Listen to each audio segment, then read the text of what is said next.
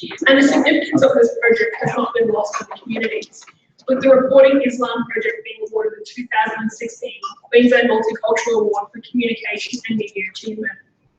Today we are fortunate to be joined by Dr. Abdi Hersey and Professor Mark Pearson from the School of Humanities, Languages and Social Science at Griffith University. Please welcome Dr. Hersey to begin this workshop. Thank you very much. I know we're starting very late. This project, this workshop is normally a 2-hour workshop, but because we're running too late, I'll be rushing some of the slides.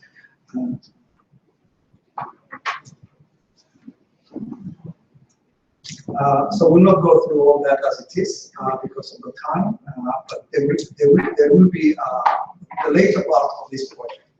This workshop is going to be an interactive one where we actually workshop and we ask you to actually work on a mosque proposal scenario.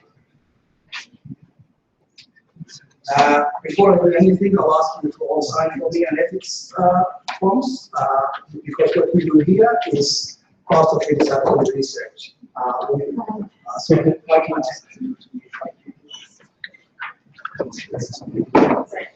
please sign the ethics forms for us, which means these are actually very anonymous. We will not have your name or anything to do with you, but we need the information that you've given us a consent to actually participate in the workshop later on.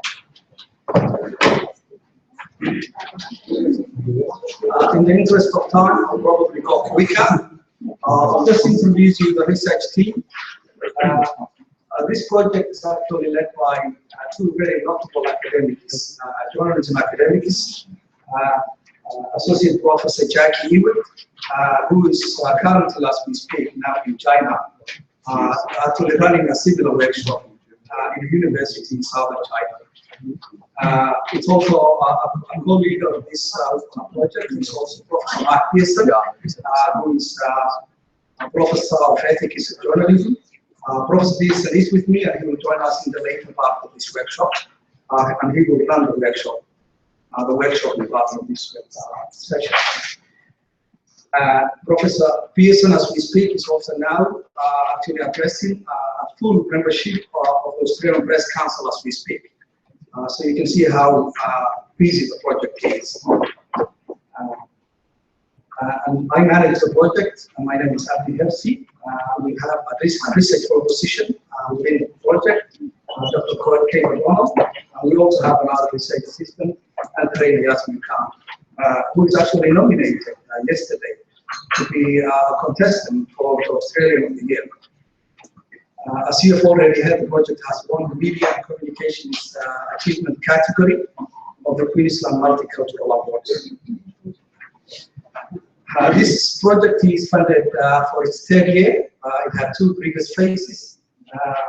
It's funded by the Call of Government of Australia, the Attorney General's Department. It's managed by the Queensland Police Service. The project is actually works independently, even though it's government funded. As academics, we actually work independently. So we make the decisions of who we speak to and what we ask. The project is both national and international in reach. National, we run these workshops all around the country, in universities, in youth schools, and we've spoken to over 200 journalists all around the country who have benefited from this workshop. Its international reach comes in the form of, we have an expert advisory panel of 14 members. And in our expert advisory panel include some very senior academics in Europe and in America, who give us actually a very, very important advice. The project requires expertise in research, and that's why academics are running it. We need expertise, but we also rely on the expertise of other groups, like the Learning Futures, which is a section of the university that actually design our app, website, and also the booklets that we actually have as part of the resources. The idea of this project is to equip journalists, journalism students, because they are the future generation of journalists. To have the basic knowledge about Islam and Muslim peoples. Because what we know is, you might be a very good journalist, but if you don't know anything about the group or religious group that you're actually reporting upon, then we cannot actually do it. So we developed a number of resources, and as we do all the time, whenever we have a workshop, we actually ask the people to give us feedback, and that feedback is actually used to refine the resources that we've already developed. The aims of this workshop are basically listed there, to improve the basic knowledge of Islamic terminology, because we know language is one of the problem areas in reporting Islam Muslims. So we hope that at least 3 ways to improve the fairness and accuracy of the story about Islam and Muslims is what you take away from this session.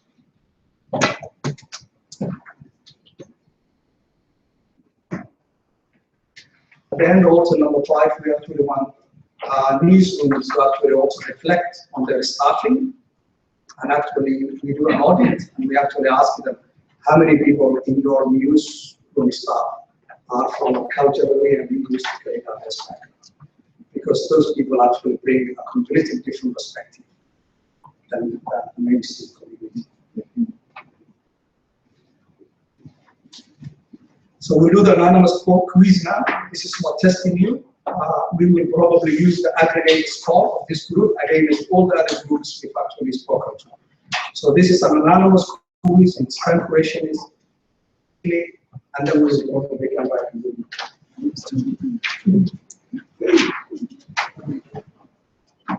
There's also an opportunity to do. There's an opportunity to actually give us feedback.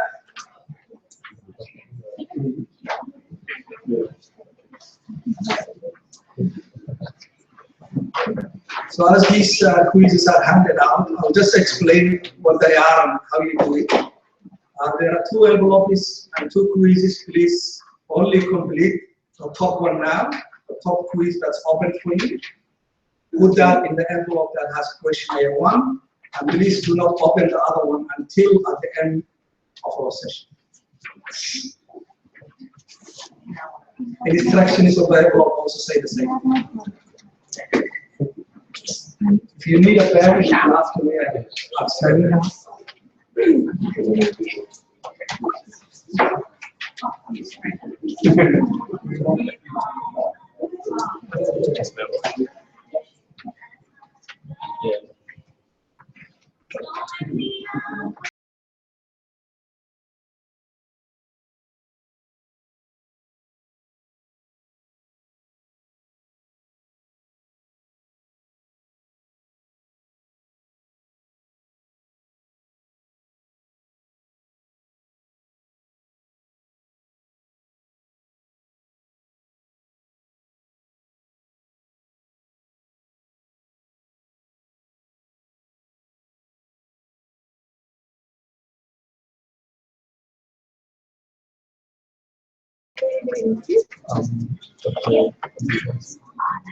you know what we call 1 feet, 1 chocolate.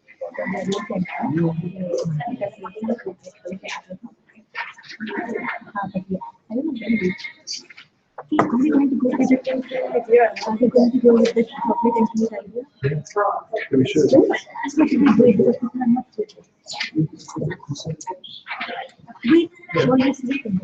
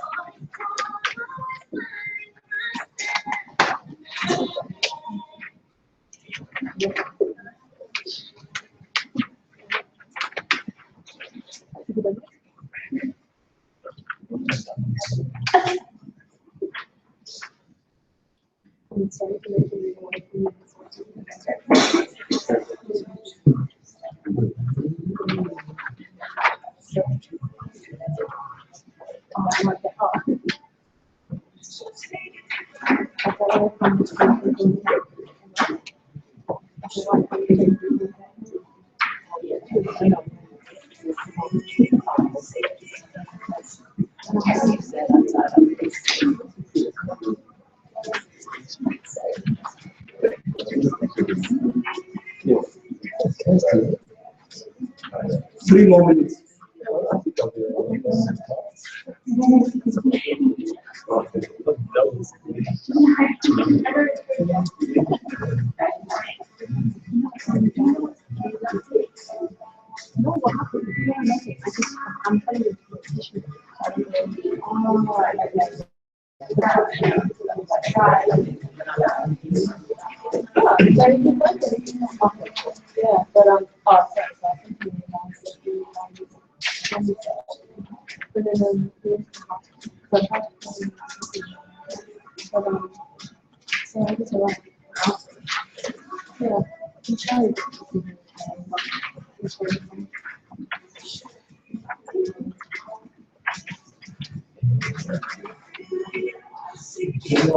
Playing my past, so don't worry too much about it because of time.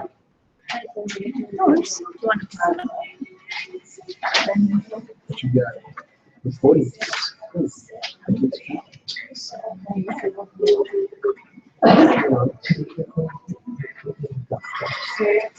Oh yeah,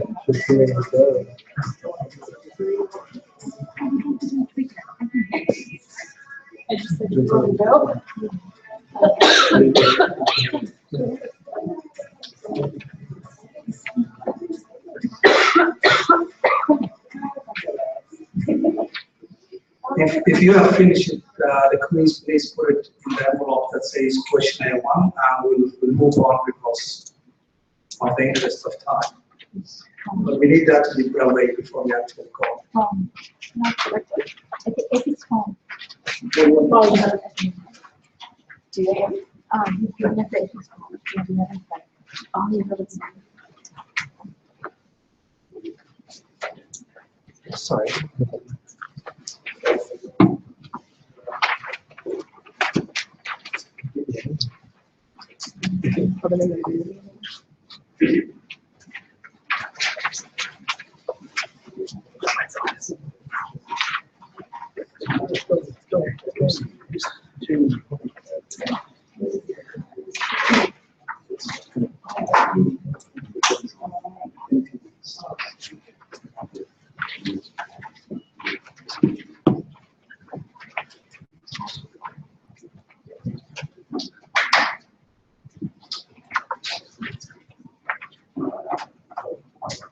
Okay, let's just move on. I just put that one into envelope that says questionnaire 1.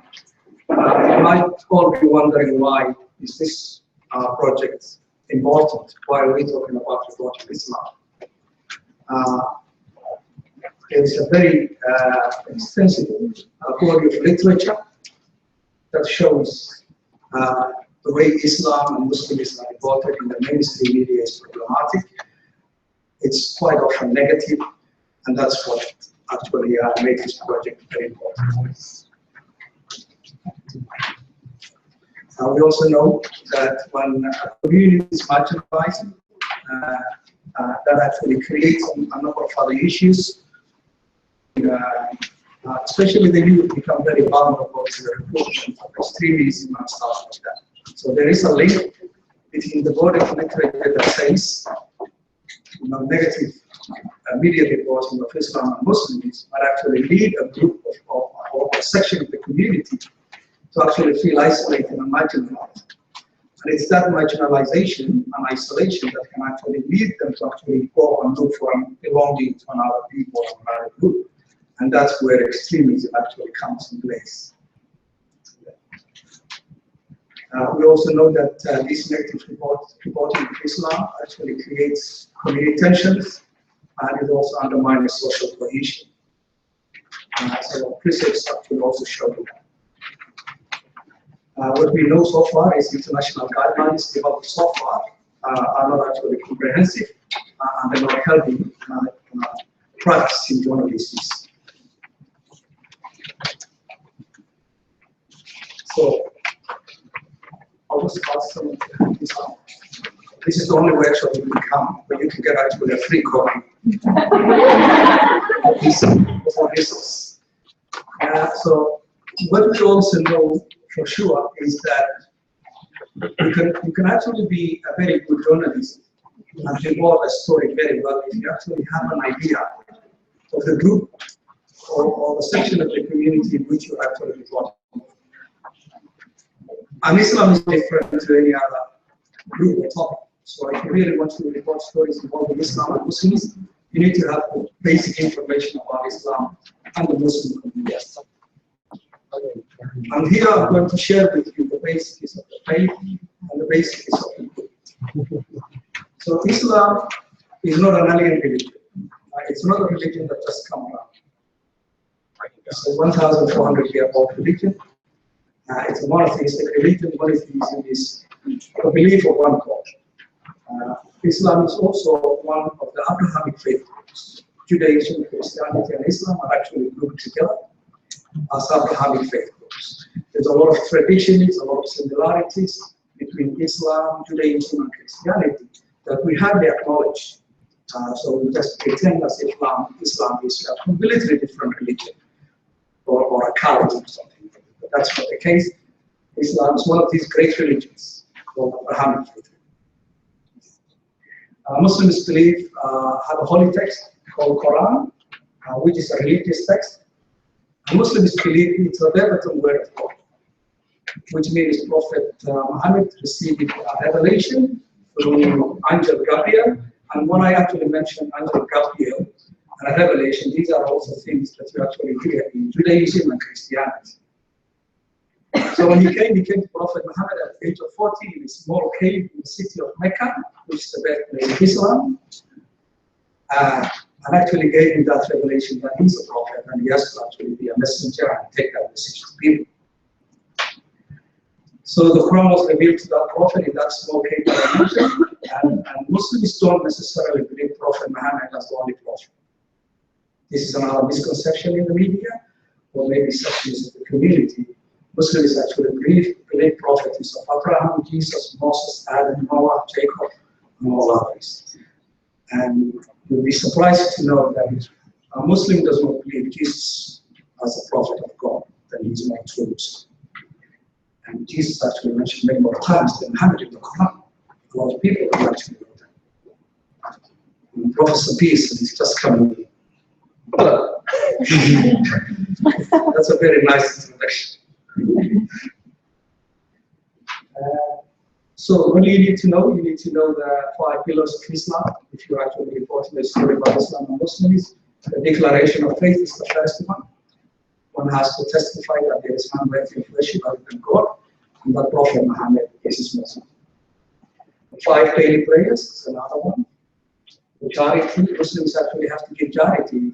Islam is a religion of compassion and caring and kindness. So you're actually legislated to pay 2.5% of your wealth every year. So if you earn $1 million, that's $25,000. But above and beyond that, you're also required to actually be generous and be charitable more than that. Fasting the month of Ramadan is the 4th pillar, and the pilgrimage to Makkah, which is the birthplace of Islam, is the 5th pillar. We also need to actually have an understanding of modesty, the concept of modesty in Islam, hijab. What are we talking about in the point? When we're talking about the gap, what exactly are we saying? So if you're a journalist, you need to be very careful to identify niqab as burqa, hijab, and all that. You actually need to know the differences between them. And if you look at, I think, page 5 of the booklet, the guide that I gave you, you'll probably see an illustration of those.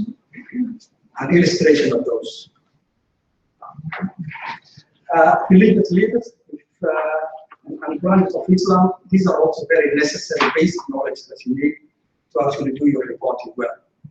Muslims are Sunnis, Shia, and there are also Sufis, which a lot of people don't actually know. It's a very spiritual movement in Islamic tradition. We also need to know that Sikhs are not Muslims. Sikhism is actually a completely different religion, even though a Sikh person might actually look like a Muslim. And it has happened in the past. After 9/11, Sikhs were attacked because people thought that they were Muslims. Muslims, religious leaders can be referred to a number of different things. You need to be very careful whether you call a mufti, imam, or ayatollah, because these are different things. And I think there is no equivalent of a priest in Islam, because the functions of the imam are different to that of the priest. Two major festivals are there in Islam that we need to know: the Eid al-Adha, the Eid of sacrifice. It's all based on Prophet Abraham's sacrifice of his son Ismail. So that's again another illustration of how three major Abrahamic faith groups share a lot of histories and traditions. We also need to understand the cultural practices, protocols, and sensitivities to the Muslim people, whether it's dietary restrictions, catering for halal food, or whether it is extending your handshake to the imam in the mosque when you go there to interview the imam. You need to be very careful and understand the protocols and sensitivities. And one major one for journalists is the depiction of Prophet Muhammad as a cartoon. And we know that has actually created a lot of problems all around the world. This commonly misunderstood terms of Prophet, Jihad, Sharia, and Halal. All these are actually terms that are being in use all the time, but they're not necessarily always describing correctly. So jihad, for example, does not mean a campaign to kill infidels, but that's the meaning you get from newspapers. Jihad is in a struggle and bettering yourself and becoming better. So that's the original literal meaning of jihad. Sharia, set of guidelines. It's not necessarily all about cutting hands and chopping heads. It's actually everything about the Muslim person. Halal food. Halal just means what is permissible, the opposite of that, which is halal. So, Muslim statistics is an area that we do very bad in reporting. So we lump all Muslims as if they are one people, one homogeneous group. And that's not the case. Muslims come from 183 countries in Australia alone. They speak maybe another 100 different languages. The only medium of communication that makes Muslims understand each other is actually English. And that tells you how diverse the Muslim community is. If I go to a Friday sermon and I want to go and listen to someone, unless he speaks English, I will not understand. And most of our Muslims do not understand. So we need to understand the diversity, and statistics is another area where we also make a lot of assumptions. Muslims are not taking over Australia. Muslims are only 2.2% of the country. Very small, tiny part of Australia. So I think all these are the basics that the journalists need to actually do their work properly. I'll hand over to Mark from this point. To run through these questions, which came from our research that we did in Project T. Thank you, Abby. And hello, everybody. Thank you. I hope you explained my absence, Abby, and left all of you in Abby's absolutely safe and expert hands. Having lived the life of a Muslim for his 25 years. He knows much more about that than I do. But it's interesting talking to this group. Where I came from was that the appointment that had come up was to address the 25 high-powered members of the Australian Press Council of the project, where I've been not talking about the details of Islam as Abdi has, but just talking about the project as a whole over their lunch break as the guest speaker. So I hope you excuse me for talking to them, but even more important are the youth of today who are actually taking all of this forward, and we try to balance the project between talking to tertiary journalism students and mainstream journalists in newsrooms as well, because both of those are so crucial, and it's the young people that will be putting this into practice over coming years. There's so many cultures covered here, and one of the questions any of you might ask is, why isn't it just an inclusive journalism project? Why isn't it learning all about whatever culture it is, the different cultures within society? Why is it particularly Islam? And that actually came through our research. If we had our own way with it all, it would be an inclusive journalism project. But because the funding is related to what is really one of the biggest news stories of the new millennium, that's why its entry point is through Islam and Muslim communities. And that's why the funding is there. So our aim is to make it as inclusive as possible, and many of the sorts of reflective questions or tips that we give, most of those would apply no matter what a journalist was covering, no matter what the religion or the cultural group they were examining. These didn't come about by accident, these 10 reflective questions. They came from our research into international studies in this area, and we distilled all of that down to 30 key questions that journalists might ask themselves. Then in the first year of our training, we distributed that list of 30 to all of the journalists and journalism students in the room, and we said, nominate your top 10. And from that, the total, these are actually the top 10 that journalists themselves have selected as important considerations when they're approaching the story. And some of them are as much about their own ethics and identity, as you will see, as they are about Islam or Muslim communities. In fact, I think only one or two of the questions mentions the words Islam or Muslims. And that is because no matter what story journalists are doing, they should be asking these sorts of questions. If they start doing that, no matter what the project's called, we won. The resources themselves, we have a range of resources available. In the interest of getting into our workshop, the meat of our workshop, I'll only talk about them briefly. Do you have any to hold up there? Sorry? Do we have the handbook or anything to show? Yes. So, so far we've developed a mobile device application that I'll show you very briefly. We've developed a prototype for a handbook. You can't keep that one. Make sure it gets back to us, because we've only been, our budget only allowed us to print a handful of those in this early stage, because that might be adapted according to our findings in our future training and research. And the training guide, which you have there, as well as the curriculum. And there's also a DVD of materials, but most of that's available on the website and the app anyway. This is the app. Are we able to actually go there? Oh, thank you.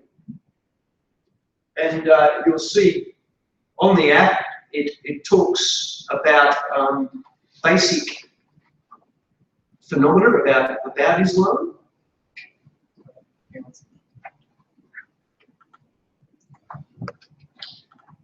What it does at the moment, it's not on the App Store, again, because the next stage of the project involves someone actually owning this. They need to launch it to the App Store. So at the moment, it's a URL, and you then adjust your screen size to a telephone screen size.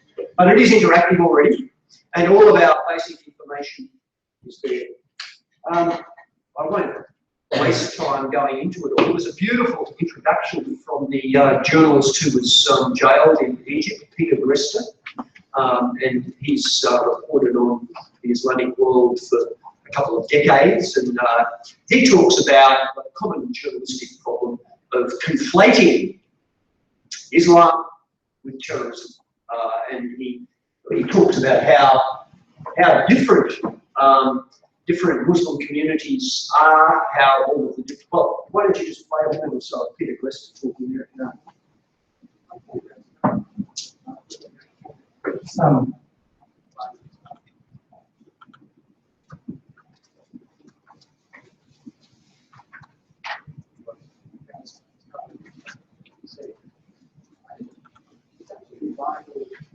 Journalists anywhere really understand a lot of, as much as they can about Islam and the Islamic world, largely because when we talk about that world, we speak of it as if it's in the singular, when in fact it is. It's an incredibly complex, multifaceted group of individuals, of sects, of smaller schools of thought.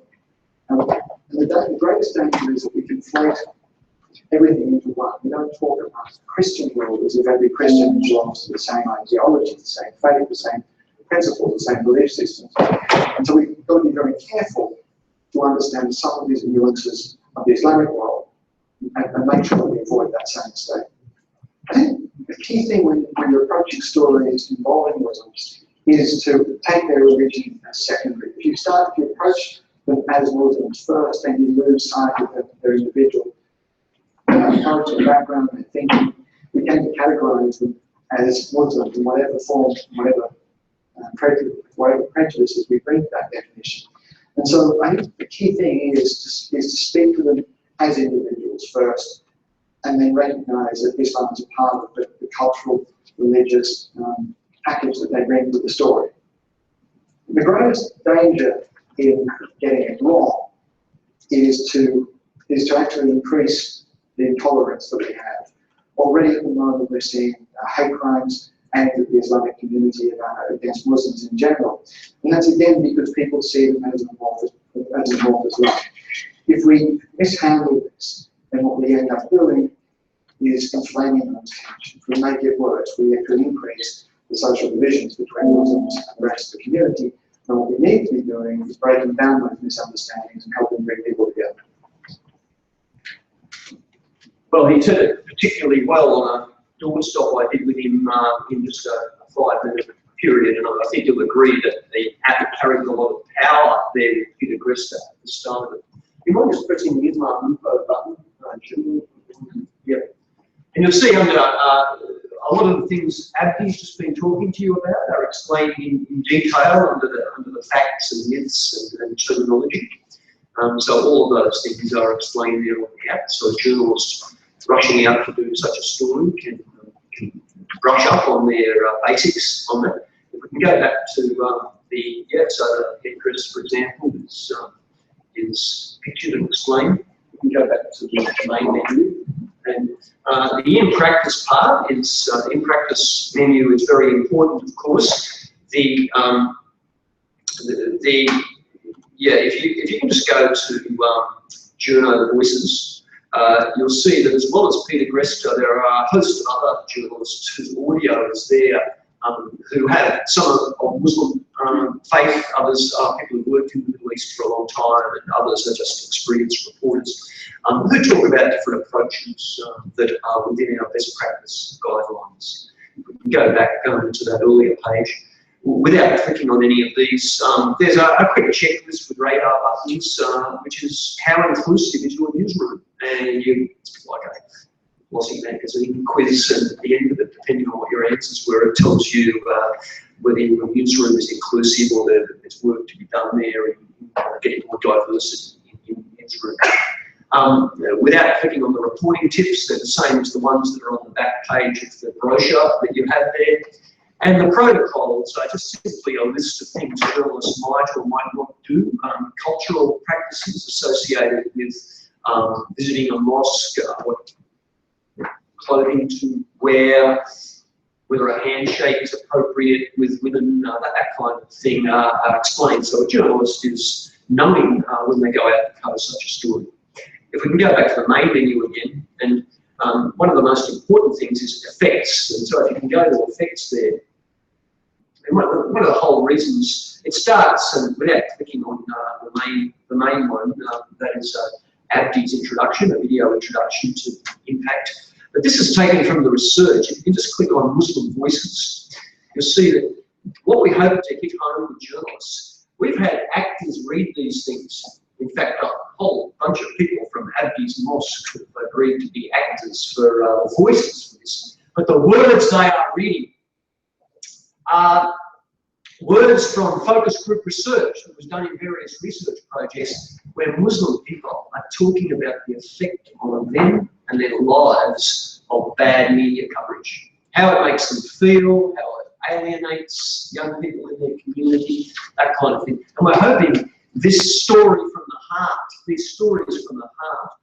of real Muslim people will impact upon journalists and make them think twice before they make any of those practice errors.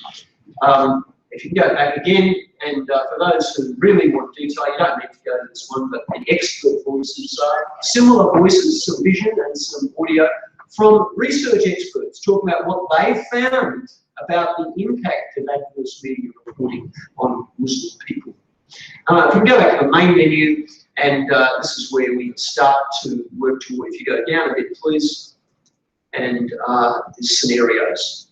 And this introduces us to the scenario we're going to do this afternoon as a group.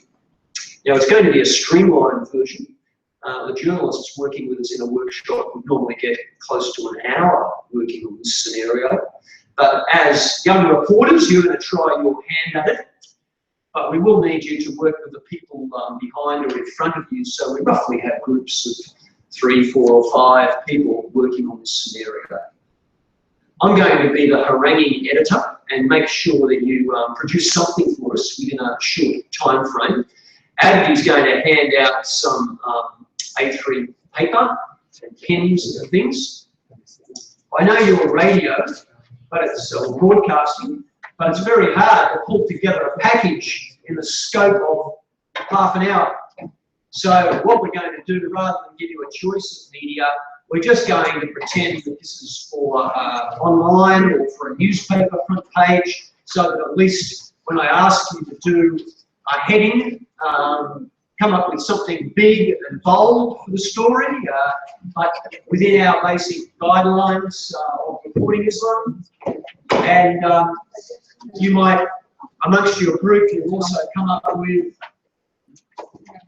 an intro or a lead, first sentence of your story. Okay,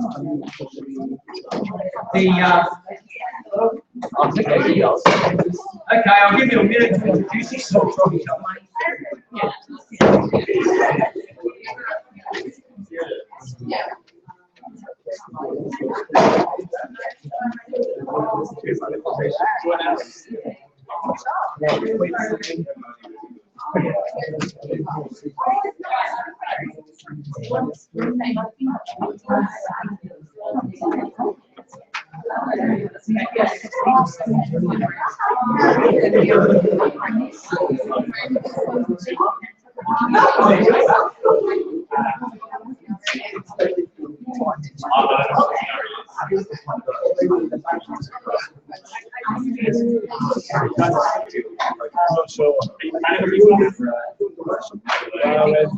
Excuse me, everybody. If I can have your attention again, I'll give you your instructions now that you've met each other. Would you say what's the aim? Yeah, so that's what we go on to now. So you listen carefully. In the full 2-hour workshop, journalists would normally be trying, if you turn to page 16 of your study guide, it explains, page 15 explains the aims, and then page 16 explains what you're doing. Now, a journalist, where it says your tasks, in the full 2-hour workshop, the journalist would be actually working this up to a full page of coverage. For our purposes today, the most I think we can expect from your group would be for you to very quickly nominate a scribe, someone that's going to do the writing, And I think the most we can get from you today will be a really bold headline, big letters in the text, in the pens that have been given, pens given to you. Yes.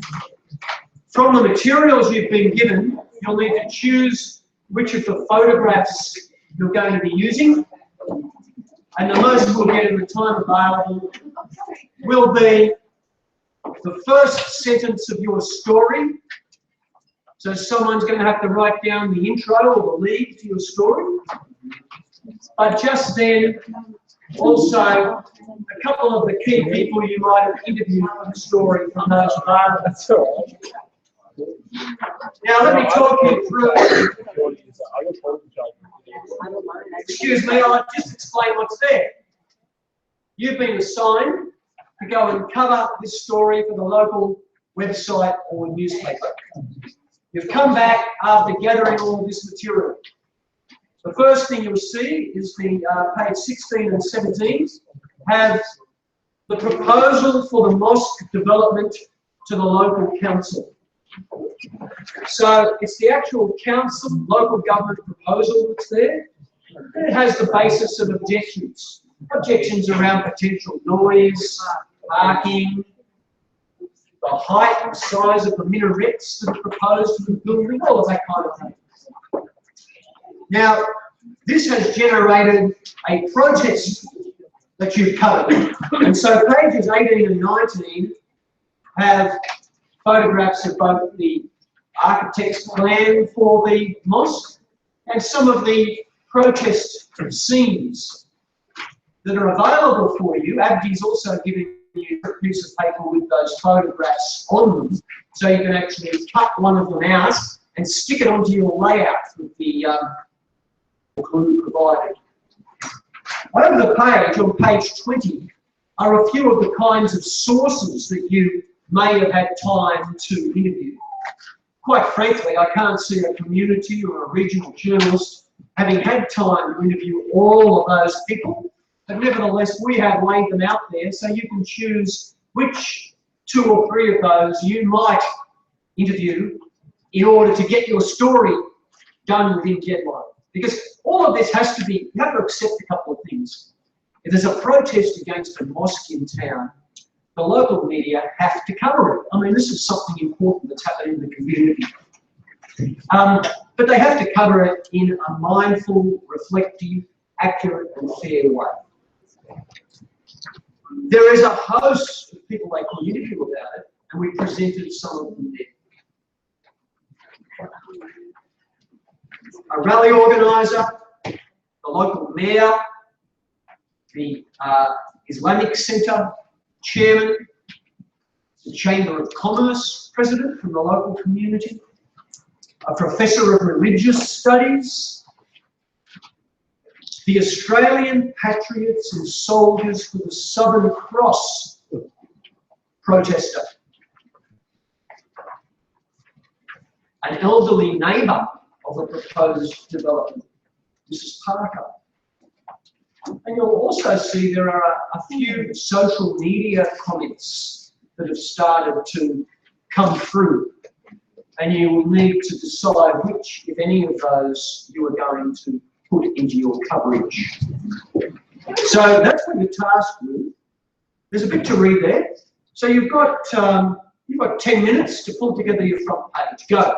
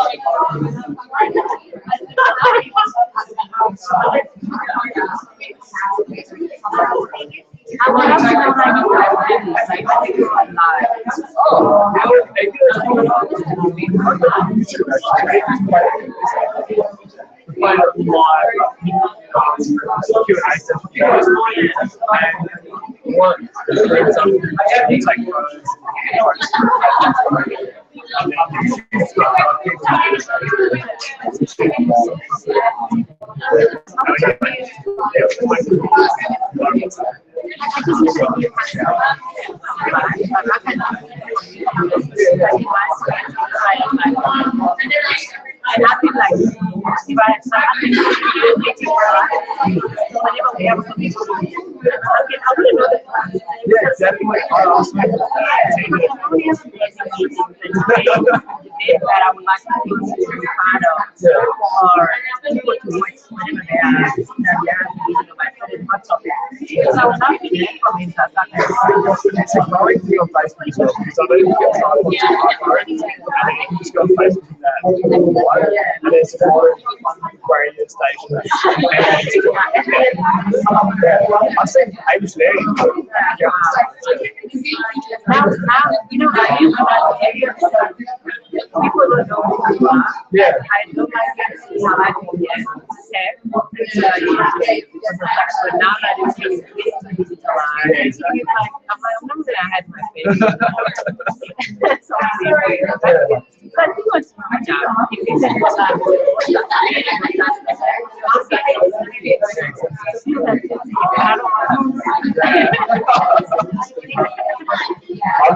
That's good. yeah, I was like that.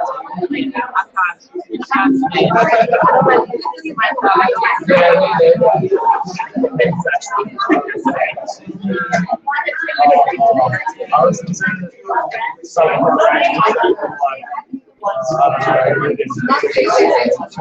I'm like, oh, sorry.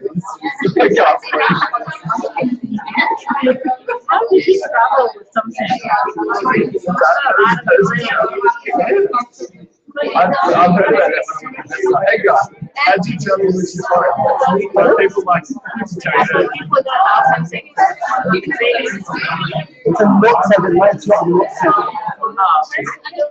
How do we know? It's only mix of it instead of them. Oh, is that what's this one? It's an H.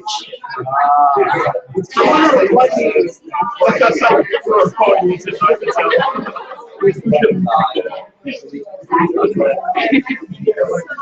Yesterday, the place the bar when they were saying if you have any something, I'm like, that's me saying what I'm doing today. I'm talking about that when we were going through it now. Everywhere. It is. It sort of seems like almost a basic. I think the saying is important.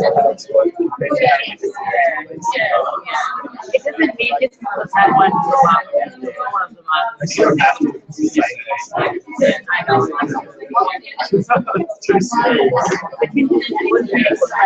But they would take your bag and Yeah. you carry it. They would find you. I don't think they would find you. I think the bed is That's what I was thinking. I was saying that, I'm like, what they do is I'm learning what they do. Yeah, I thought like maybe they put it in this psychology was pretty basic. Maybe I should do it. But they should be my good side.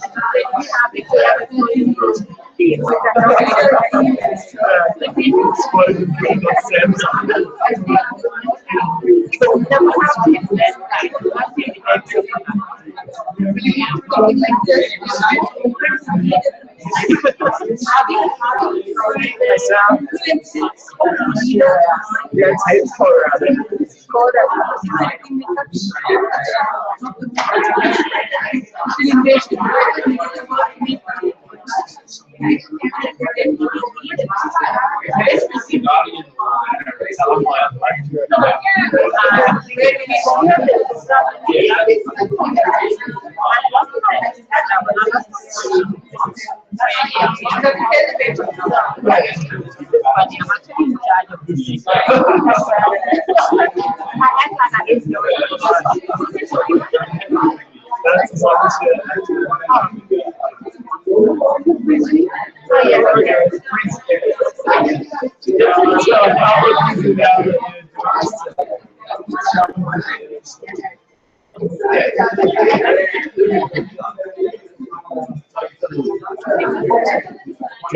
I think I did a very good job. That looks easy enough. Another one? Good? No. We don't know how to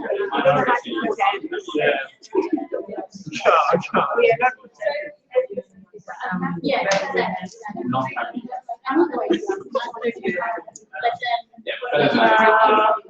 It's wrong. It's very good.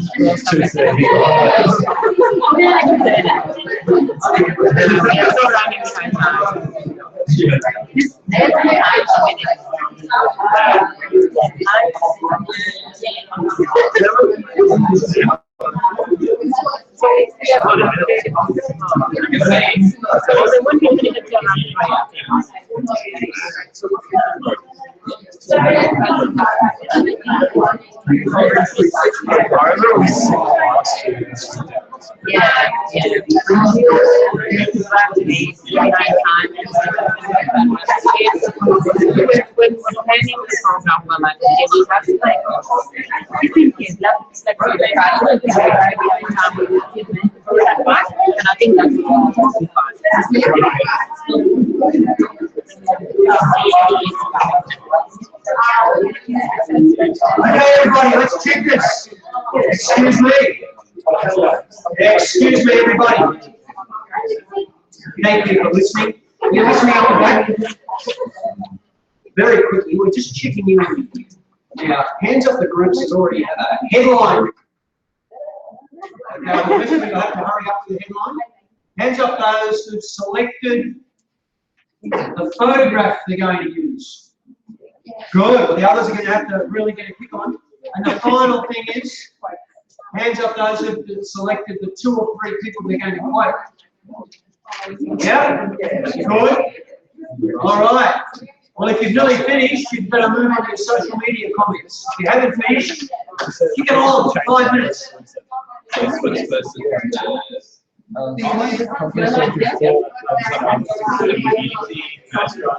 Sarita.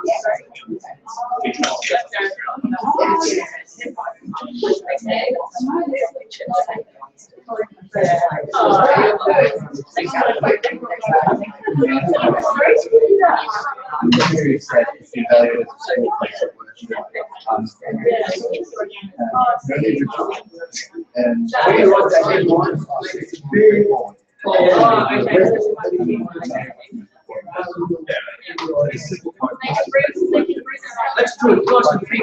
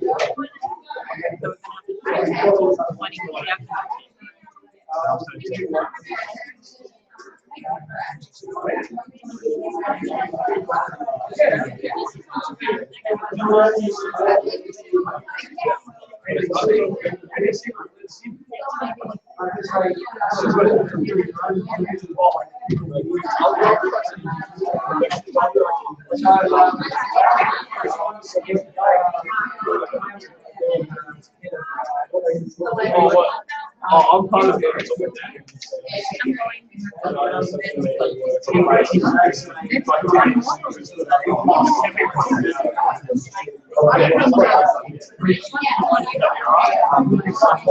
I just talked to Mark. Yeah.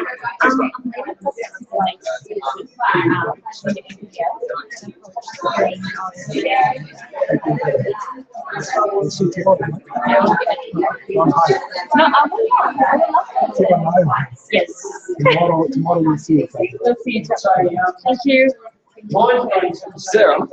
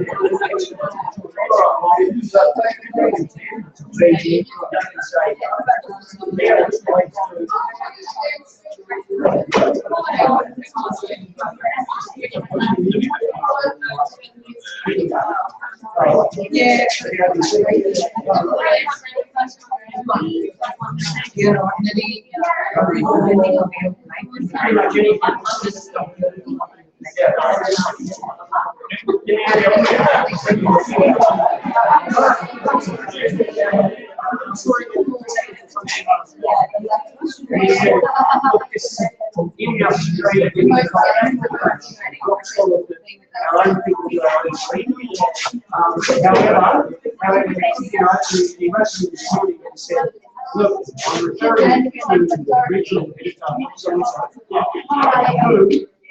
what level my arrangers include individuals of history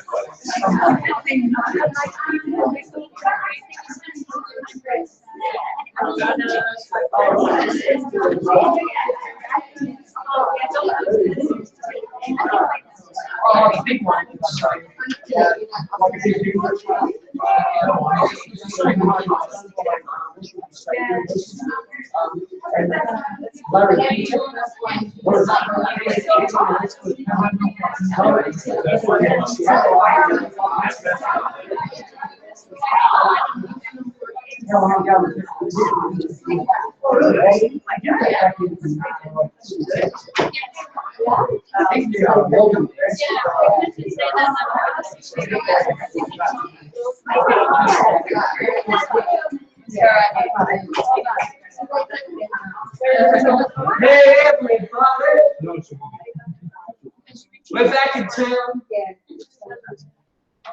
Of course, it's started up again. We're glad you're here.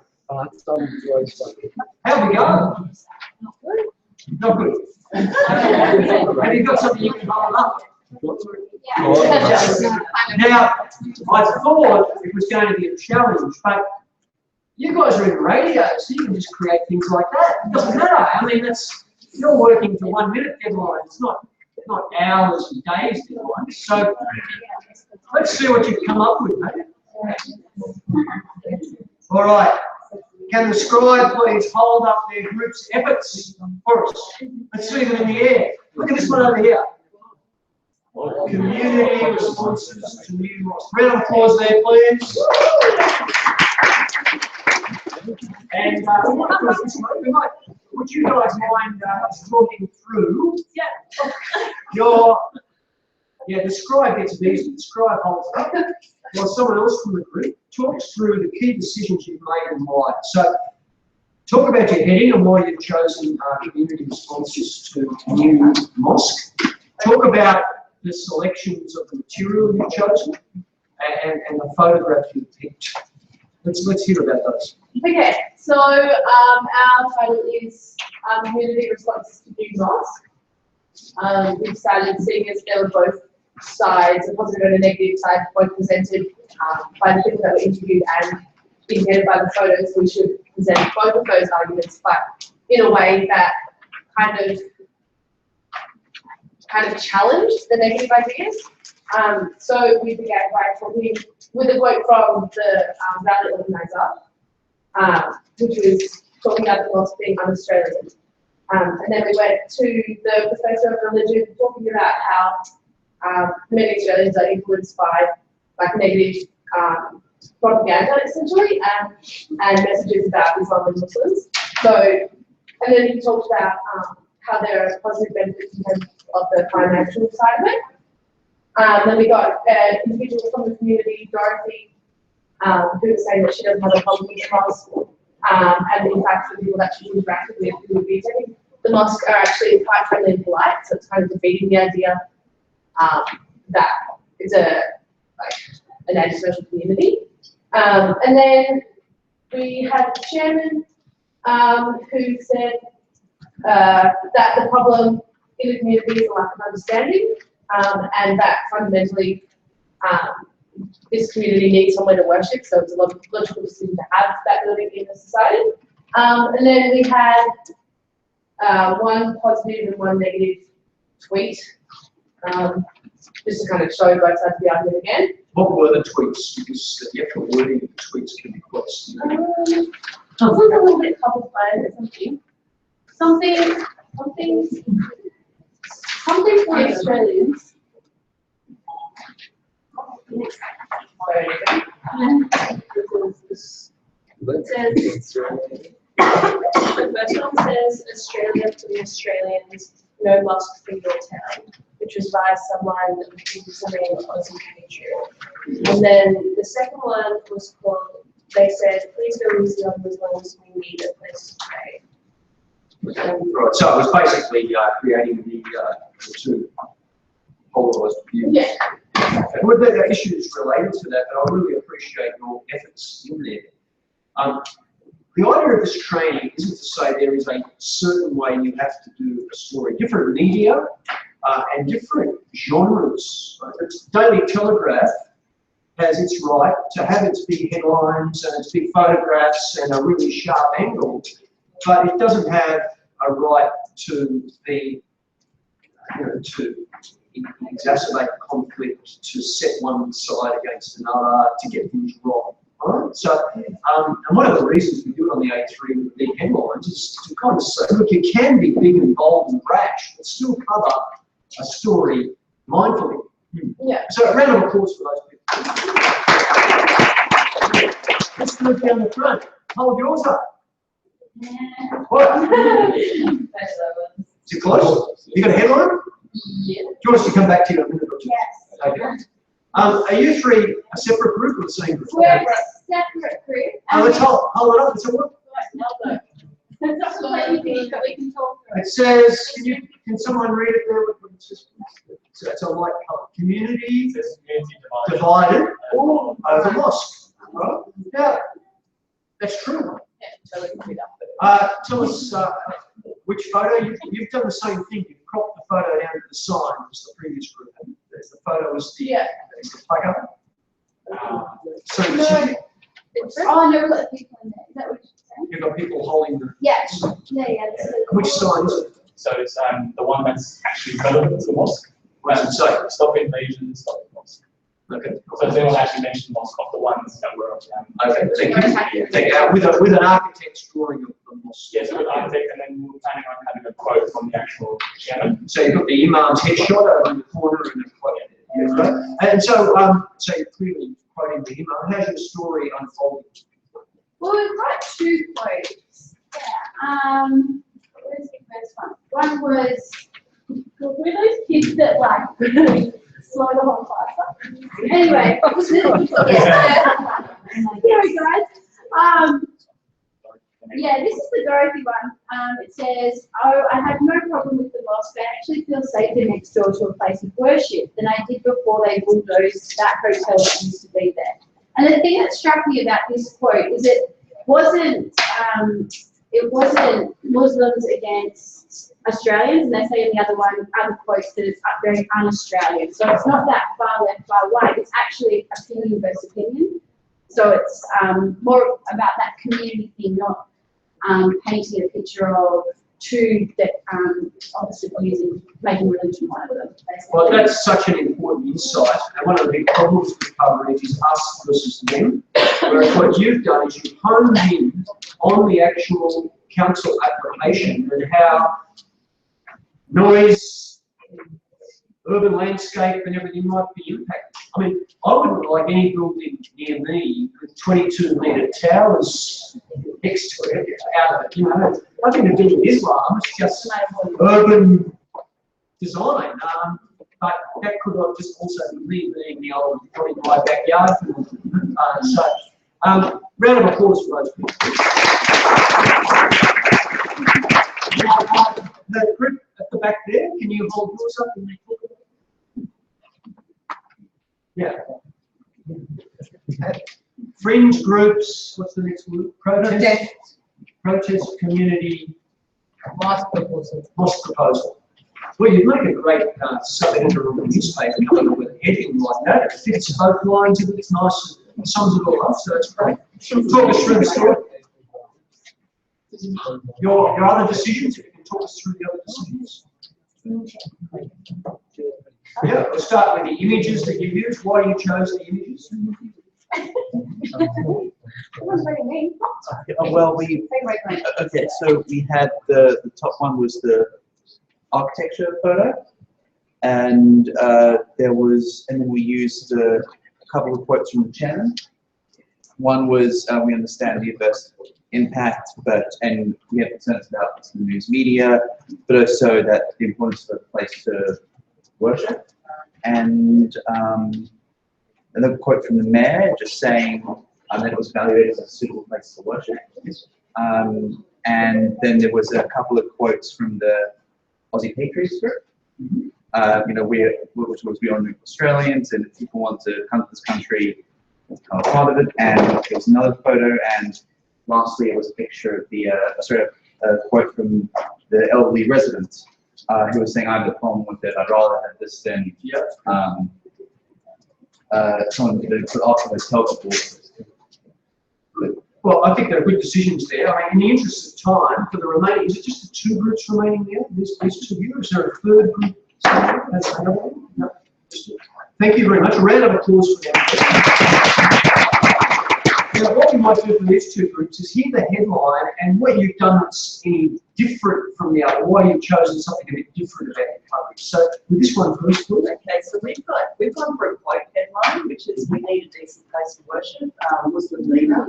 Otherwise, it's pretty much the same decisions made by anyone else. I only quickly, I'm going to tell my group this, I only quickly threw in Basil Boy at the bottom there with the tweet, mainly because it's thrown the story forward. That's more editorial reasons, because Basil Boy tweeted something about be there for a protest 10 o'clock Saturday. So really the story was thrown forward to... Yeah. There is an issue here. That's not as extreme, but we did choose as one poor practice example from America, where the media organisation was actually actively promoting an alt-right type conflict-driven protest. And you've got to ask yourself, is, like, people have a right to protest, but is it the media's role to be flagging that and directing people, like encouraging the protest? So you need to decide whether Basil Boy's tweet does that. Yeah. That's what it does. Well, it's just one to reflect on. And the rest of it was along similar lines. Yeah. Okay, round of applause there, please. And disagree, what was different about your approach? Okay, I'll read it and then you can show it around. Community response to proposal for a mosque in your town. Please show it around so people can see your coverage. And from what people have said so far, what is different about your approach? I think it's interesting. The media is very powerful. They can, I think, distort on people like winning. And I think it's kind of our judgment and how we take on information is kind of pushed back. And media is kind of like people that lines ahead and kind of informed and kind of our judgments. I mean, that's in some ways. Yes, getting the full depth of information. That is true. Any other comments from you? We just make sure that we have both sides. Good. Yeah. It's not traditional to be an accurate get the information out. I think that's the journalist. I appreciate the spirit of what you're saying. I try to avoid the terminology both sides, because again, there's that polarising debate. If you could change that terminology to many perspectives, because even within Muslim communities, there will be different views about, perhaps mosque is of a certain design, and sections of the Muslim community in that town would prefer a different design. We know from our own project that there was a bit of rivalry between two local mosques, because we showed it to the local community people, the project, and there was a bit of controversy because we used the minaret from the Kurdi mosque in the material, but what's the other side? The Rocha mosque's image wasn't in there, and so you do get these little differences. We do need to wrap now. There is something I need. Did you want to add something? That's what I'm about to say, yes. Okay. Can I just borrow your sheet again? When Abdi explained various Muslim things, we were meant to also mention, this is just when he was talking through what had been covered in the course.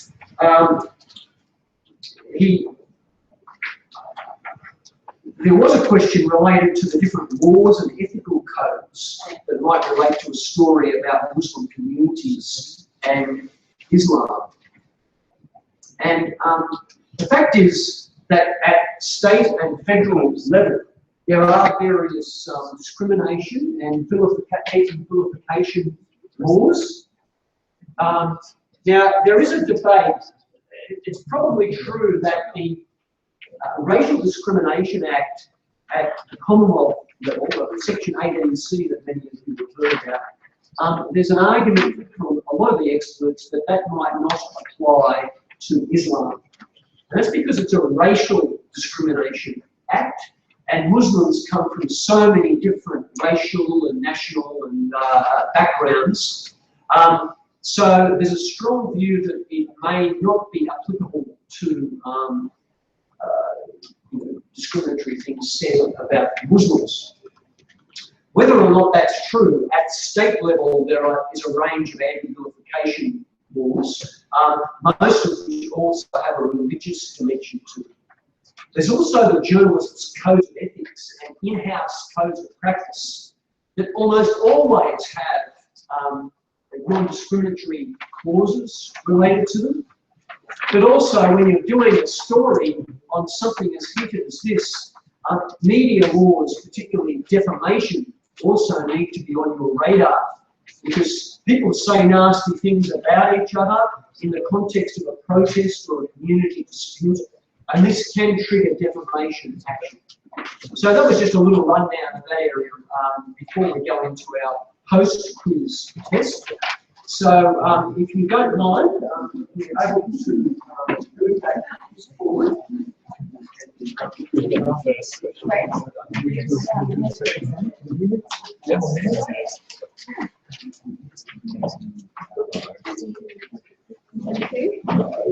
Yeah, we are running a few minutes late, I'm sorry, but you've got a few minutes to do the quiz. We're intruding a little bit into your afternoon tea. But please go through and do the quiz again and see how much of that knowledge you picked up in the process.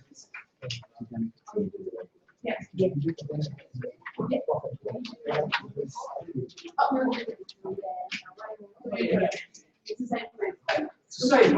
Basically, all we can do is test whether you're taking in what we talk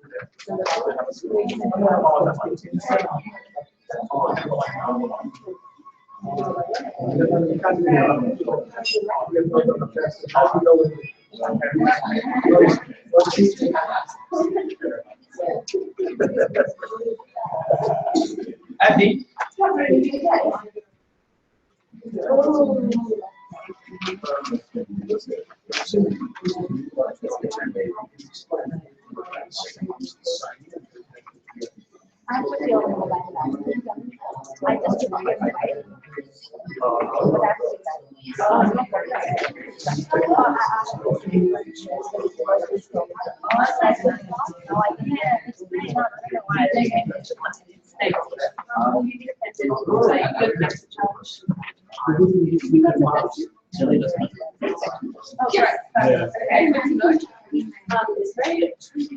viral video thing where you like play it sort of song and then the camera like comes into your own and it's too much mannequin. That sort of sounds really yeah. But it's what excuse me, everybody. What we'll do is, because we're holding up your afternoon tea, what we'll say is our thank yous now. Thank you very much for participating. I'm sorry that it was a little rushed, but nevertheless, you got the idea of what we're doing with journalists throughout the country. Thanks very much to the people who helped Abdi in setting up and with the support there. Thanks to our AV gentlemen who helped us there. And thanks for having us at your conference. When you finish the quiz, please put it in the second envelope and then give both envelopes to us and go and have your afternoon tea. Thanks for having us today.